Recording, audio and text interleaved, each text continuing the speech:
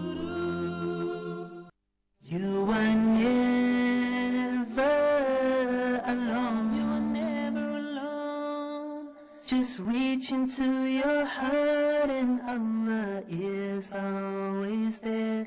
You are never alone. You are never alone.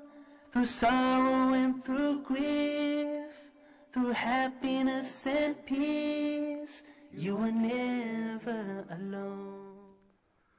When you purchase a toaster oven or microwave, it comes with an instruction manual. When you purchase an automobile, it comes with the owner's manual and service booklet. But what happens when you have a baby? You don't leave the hospital with the book, How to Be a Dad, or How to Educate Your Children. Well, of course, there's lots of literature and books written about this very topic. But what source to trust? Of course, you guys, it's a difficult topic, which is why we have today with us here a very special man, a special guest. But before I introduce him, let me give you all of our contact information, inshallah, starting with the phone number, which is, of course, 002-0238-555-248 or 9. Let me say that one more time, 002-0238-555-248 or 249. Give us a call live, and we have a very special guest, so you can ask him your parenting questions directly, inshallah.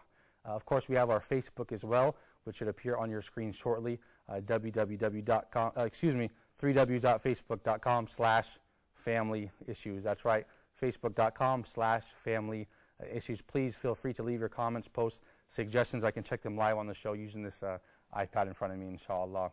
Of course, we have the email. Don't forget our email, familyissues@huda.tv, familyissues@huda.tv. So shoot me an email, inshallah.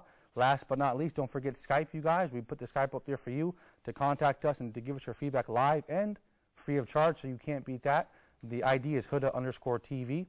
That's Huda_TV. You guys might be a little bit surprised to see me, but that's because our dear friend and brother Muhammad Abdul Rahim wasn't able to make it today. So I'm just filling in his shoes, inshallah. So next week he will be with us, inshallah. So don't worry, next week he'll be here live on Family Issues to answer your guys' questions. Like I said, let's get into the show now. We have a very, very special guest. He's an educational trainer. He's going to teach us how to raise our kids and educate them, engage their intelligence, and make sure they're on the right track. We're very pleased to have and honored to have him. Like I said, this gentleman has a master's from the United States at the American International College. He's an educational trainer, Mr. Ayman Shamrokh. Assalamu alaikum, Mr. Ayman. Wa alaikum assalam wa rahmatullahi wa barakatuh. Thank you so much for joining us today on this program. It's an honor to be with you. Thank you for... It's my pleasure. Thank you. Well, this is a very important topic for all parents or people even who do not have children yet, perhaps newlyweds. Every parent asks themselves this question from the start. How can they gauge the intelligence of their child? Are they smart enough, basically? Actually, I know this is a concern that most parents ask this question, but I think that the question should be asked correctly. We shouldn't ask, or instead of asking how smart are our kids, we should ask how are our kids smart. Right, and that's an excellent point, because as parents, right, so in other words, you're saying think out of the box. There's different kinds of intelligences. Is that what you mean? Yeah, of course. This is exactly what I mean, because we should ask how our kids are smart and how they can grasp the world. How can they grasp information? How can they get them? How can they process them? And after that, how can they give a product for that? Okay. This is the way, because we have we usually make a mistake. We think that intelligence is one entity. And what is that entity? Okay, we think that if you are good logically, if you can do mathematics well, so you are intelligent. Right. This is what we usually think, or what we think that this is the definition of intelligence. If I might interrupt you, Mr. Ayman, for example, we think if my child is book smart, if he does well in math, in science, in English, then he's smart. If he excels in another field, we say he's not smart. He's not a smart kid. Is that what you mean? Yes, of course. This is exactly what I mean, because now there are theories, and they tell us that intelligence is not one entity, it's different entities. I'm going to explain that in details, how to identify the intelligences of our kids. Well, can we start by enumerating and describing what kind of intelligences are there? Dr. Howard Gardner, he is a cognition and education professor in Harvard. he came up with a theory in his book Frames of Mind, 1980-30, and he told us that intelligence is not one component, one entity, it's 8 entities. Okay. 8 components. Okay. And he identified them, and he gave descriptions, and he told us that although each type of intelligence is working individually, but they are still working together to give us the product at the end. So each child will have a different combination of these intelligences, we can say. Actually, he told us that if each one of us has all the intelligences together, but there might be one of them dominant, much more dominant than the others. Okay. Can you now enumerate, Mr. Ayman, perhaps the 8 intelligences or 8 components of intelligence that you're speaking about? Okay. I think now we can see a picture of the 8 intelligences. Okay, so there we are, yeah, that's it. As we see here, the intelligences are linguistic intelligence, bodily kinesthetic intelligence, interpersonal intelligence, musical intelligence, visual spatial intelligence, logical mathematical intelligence, intrapersonal intelligence, and naturalist intelligence. Now, Mr. Ayman, if you don't mind me interrupting you, what is of these 8 intelligences or components of intelligence, what is the one that we say traditionally that the parents, I guess, in our culture and society today, what is the one intelligence that we think of? Of course, the mathematical and the logical mathematical one. Because we want our child to be a doctor and an engineer, and we see this as intelligence only. Yeah. Right, okay. Okay, excellent point. Now, what about linguistic intelligence? We see some people are more adept to learn different languages very fast. Is this what is meant here? Yes, of course. And by the way, in our schools usually concentrate in the giving instruction and so on, mostly on the logical, mathematical, and linguistic. Okay, so more than others. The whole academic society, complex schools are focused on this way of learning. Yes. Is that good or bad? Yeah. Now we can judge if this is good or bad, but we can say that they are concentrating only on 2 intelligences. So what about the other 6 intelligences? So first, okay, so this is interesting. So before we identify the 6 other ones, how do we identify our child? Where does our child fit in? Perhaps our child fits in the mathematical intelligence, or perhaps he fits in one of the 6 that are taught in the school. So first of all, how can we identify which one our child falls into? Okay. At school, and even at home, at school there are 3 ways to identify the intelligences. There are inventories, questionnaires, and this is usually made or done for the elders. Okay. But there are 2 other ways. Parents themselves, they can give teachers reports about what did they notice, what are about the preferences of their kids. Okay. And also the direct observation of the kids can give us a hint about his dominant intelligence. Okay. So there are 3 methods. Okay. Questionnaires, direct observation, and parents' report. Okay, so the parent has to keep an eye out and be very observant to their child as they grow to ensure that they are to keep an eye out so they can cater the education pattern to their child, I guess is what we're saying. Yes, especially because research told us that intelligence, we don't keep the same intelligence, the same dominant intelligence till all our life. So this is a bit confusing. It's a little bit difficult, isn't it? Yes, of course. Okay, it's very complicated because what is dominant today couldn't be dominant tomorrow. Okay. It depends on a lot of factors. Okay. Our environment, the career that we are having now, our preferences, we might have changed our preferences and what we need, what we want, what we like. The brain our brain has more than 100 billion cells. So can you imagine how many new products and how many processes can happen between 100 billion cells? Yeah, it's amazing to imagine. So, Mr. Ayman, perhaps we have a child when the parent thinks, my child is not intelligent. Do you think perhaps it's because they have not identified his strength and what type of intelligence he has, and they begin to continue teaching him the mathematical intelligence which we have learned in our schools? I mean, is that a possibility? Yeah, they usually say that our kid is not smart, according to the concept, the traditional old concept, Right. that smart, the Right. smart one is the good one at mathematics and science. Right. But now, after this theory, each one is smart.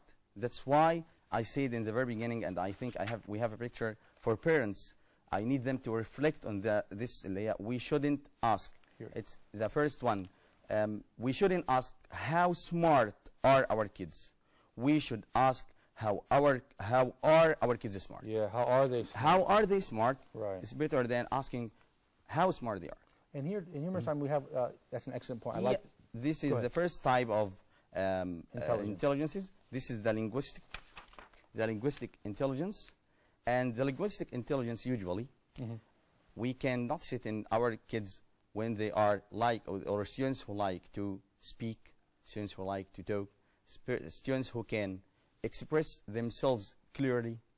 They have much more vocabularies than their peers. Oh, it doesn't necessarily mean they speak more than one language, but they're fluent in the language they speak. Yes, they like to exactly. read, they like to write, communication skills. Yes, and also they enjoy reading, as you said. They like telling stories. They spell easily. Okay. And they have good memory of Okay. names, dates, and Right. the things that they can see.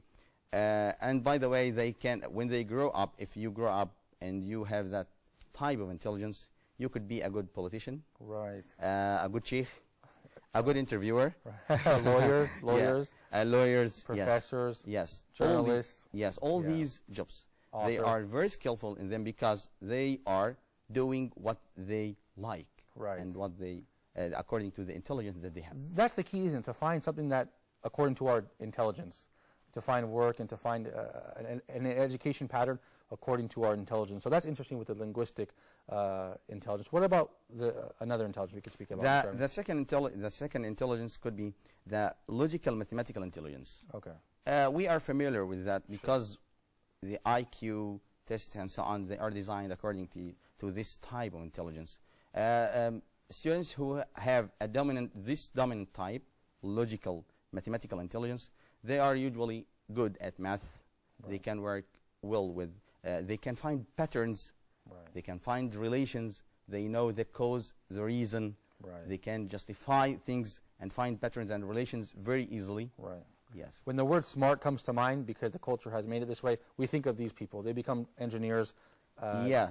electrical Scientists. engineers, scientists. Yeah, sure. Especially because they are sequential. Yes. Yes, and Good point. yes, and also they understand, as I told you, patterns better than others. Right. So they could be managers. Yeah. Okay. Right. Yeah. Yeah. Mathematicians, scientists, this type of things. Right. Yeah, and they also, when they like to play computer games, they like the strategic play games and so on. They Right. are very skillful in them. In this case. Okay. Yeah, and also they usually like computer. Computer stuff. Yeah, Right. computer Okay. stuff and so on. Yeah. That works well with their brain. So this is mathematical intelligence. Yes. Okay. Yeah. Excellent. The third type, our kid could have an intelligence or a musical intelligence. Okay. Musical intelligence, Okay. yeah, it involves the skills in performance, composition, Oh, okay. finding relations between the tune and the word, Okay.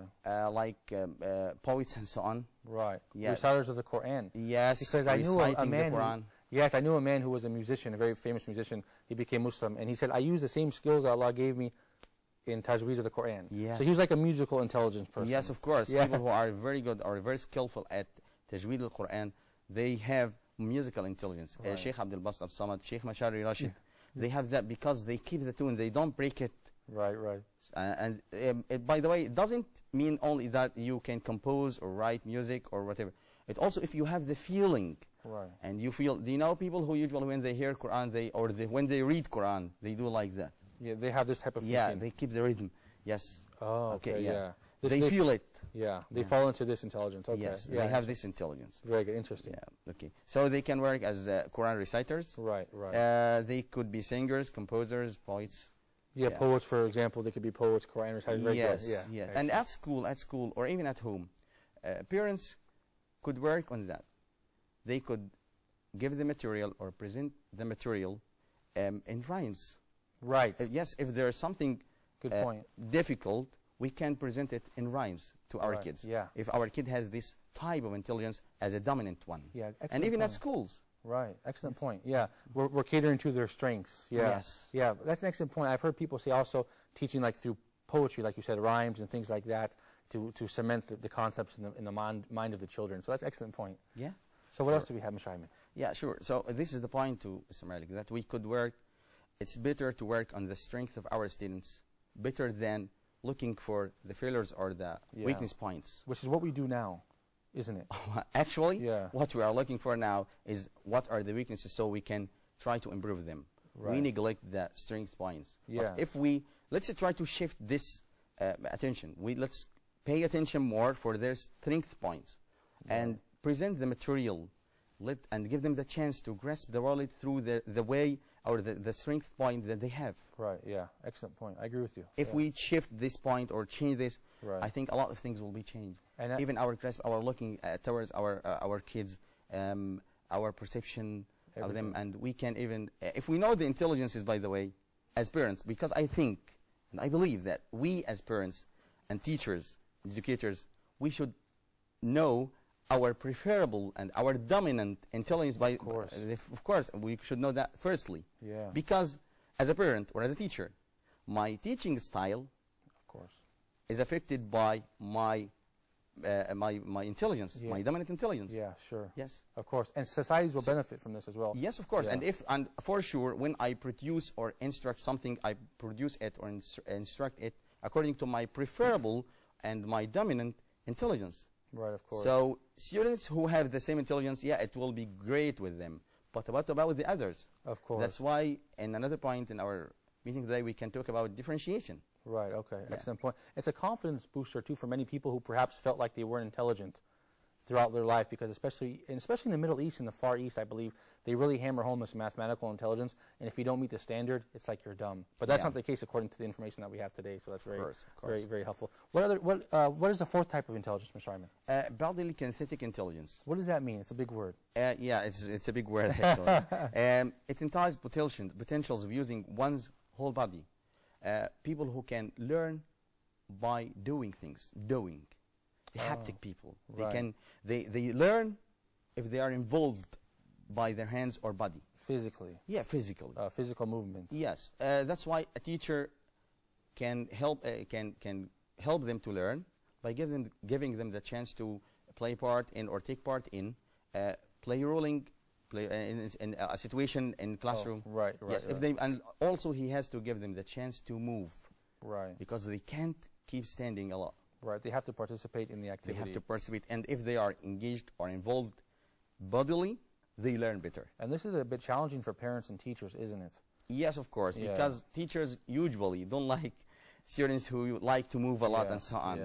Yeah. How can you accommodate a classroom full of students? That would be difficult. But perhaps, what about parents at home? How can they teach?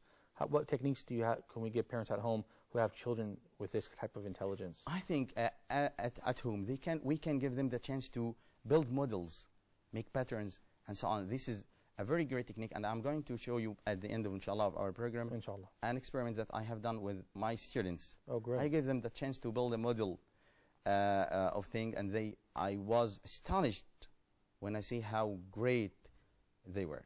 Well, inshallah, I look forward to seeing that, inshallah. So you can give them the chance to do. And by the way, this intelligence, about this intelligence, sometimes, especially for younger kids, when we buy them a new toy, they break it within 2 or 3 days. Right. Usually. And we get angry and shout at them, why did you break it, and so on. He didn't break it because he's bad or whatever, because he wants to know what's inside it. He wants to work by his hand on it. He's learning. He's learning. How does it make the sound? How does it make this movement? So he's learning. He's not breaking. He's learning. Excellent point, Mr. Simon. If I could just interrupt you briefly. What about, say, a young child? Okay, say we have a couple who just married and they have a child, maybe 2 years old. What do they look for with that 2-year-old child? How do they, everybody wants their child to be so smart and they love their children. What type of toys should they bring him? What type of activities should they do to stimulate his brain and to see what kind of intelligence he has? Okay. Research told us that most students or most kids before school time, before 6 years, they are bodily kinesthetic. The dominant intelligence is the is body kinesthetic. Yes. Okay. That's why we have to give them the chance to move, to Right, run. Right. Yes, to practice sport. Okay. Yes. That's important. Yes. Activities. Yeah, activities. Blocks. Playing with jigsaws. Okay, that stuff. And blocks and so on. Yes. Okay, that develops his hand-eye and so on. coordination, his okay, that sort of thing. That builds his character and his way of learning. Okay, of course. Yeah. And as, of course, the child grows, the parent has to continue to read and learn because there's so many challenges to educating our children. But we can do a lot of programs on that. Sounds very interesting. Yeah, of course. But, Mr. Ayman, what about the fifth element or type of intelligence? The next one is the visual spatial. Okay, that sounds interesting. The visual spatial intelligence, it's the people who like to see, to watch.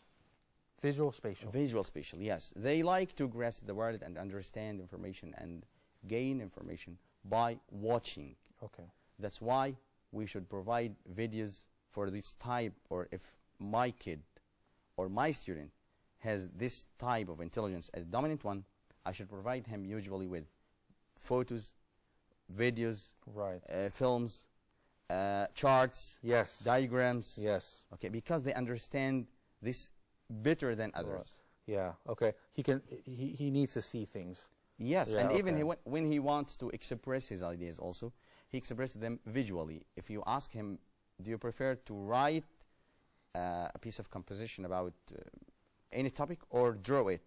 He usually prefers drawing. Drawing it. Yeah. Okay. Because he is also sensitive to colors, patterns, right, and visual things. What type of people that have this type of intelligence, what type of careers and professions do they fall into? They could be a director. Yeah, yes, right. Because, of course. yeah. A director, he sees, when he reads the scripts, right, he imagines everything, every step in the film or the movie before he let actors do it. Right. That's why even he gave instructions to actors. Yeah. He told them, you put your hand like that or say it like that, because he had a previous image of what should be done. He has it visually. MashaAllah, that's a very interesting point. Yeah, and when our kids grow up more, for about 9 or 10 years, usually the second dominant intelligence of our kids after the kinesthetic is visual. Oh, okay. Yeah. Okay, sure. That's why we should provide them with the visual materials. Okay. It's very important. Okay. At schools and even at home. Okay, excellent. And we can give them also the chance to use highlighters when they need to learn something new. They need highlighters. Right. And by the way, when they want to rehearse Quran and keep it by heart, they should learn Quran from one mushaf. Why is that? I've heard people say that. Why is that? Now, scientists told us why. Because they told us that when you learn Quran from a mushaf, you keep an